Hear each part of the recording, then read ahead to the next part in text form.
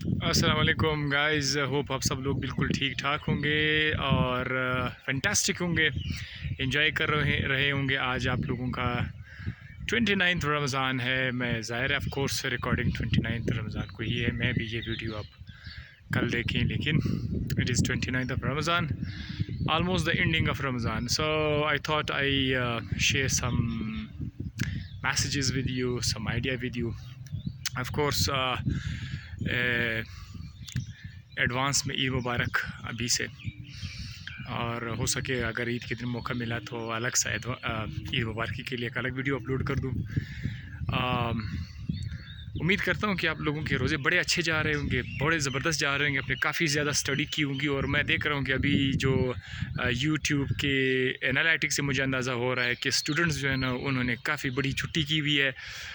मुझे अंदाज़ा हो रहा है कि वो लोग रेस्ट करें। That's great. बस हर चीज़ की अपनी एक स्टेज है, एक टाइम होता है उसमें पढ़ने के लिए, ठीक है। सो रेस्ट कर रहे होंगे। मैसेज ये था कि जैसे जैसे हम लोग आते जाते हैं, रमज़ान का महीना है और बहुत ही शरीफ बन चुके होते हैं माशाल्लाह से।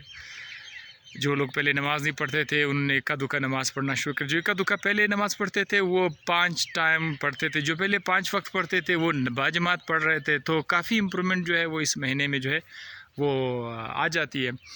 तो अब बस मेरा मैसेज ये था कि क्या हम लोग इस रमज़ान में जिस सोच से हम आए थे, क्या हम इसी सोच को आगे कैरी कर सकते हैं? यानी इसी तरह से अपने दीन को कंटिन्यू कर सकते हैं, इसी तरह से गरीब गुरबा के साथ मदद कर सकते हैं। जैसे कि हर बंदा कोशिश करते हैं, किसी को 100-50 रुपये दे दिए, गरीब को खाना खिलाया, मदद की, लोगों की मदद की, लोगों के का हेल्प किया। तो क्या ये कंटिन्यू कर सकते हैं? रमज़ान का मकसद भी यही है कि इंसान पूरे साल एक बार अपने आप को जज करे और जज करने के बाद वो बहुत सारी चीज़ें देख ले कि मेरी हकीकत क्या है। बहुत सारी चीज़ों का शुक्र अदा करने की सलाहियत इसमें आ जाती है कि देखो, जब आप नहीं खा रहे होते हैं तो आप बिल्कुल किसी के खातिर जो है वो आप नहीं खा रहे होते। एक किस्म की आप भूख बर्दाश्त कर रहे हैं, किसी मकसद के लिए बर्दाश्त कर रहे होते हैं। और फिर जब एक ख़ास टाइम के बाद अफ्तारी के टाइम आप खाना खाते हैं तो आपको इसका एहसास हो जाता है कि ये कितनी बड़ी नियामत है। तो इसी सोच को हम लोग रमज़ान के बाद, ईद के बाद, ईद के दौरान, ईद के बाद कंटिन्यू रखेंगे। एज़ अ टीचर, आप लोगों का टीचर, आप मेरे स्टूडेंट्स, बहुत ज़्यादा स्टूडेंट्स होंगे, मेरे दोस्त होंगे, कोलीग होंगे, टीचर्स भी होंगे। सबके लिए मेरे मैसेज है। होप आप इंजॉय कर रहे होंगे।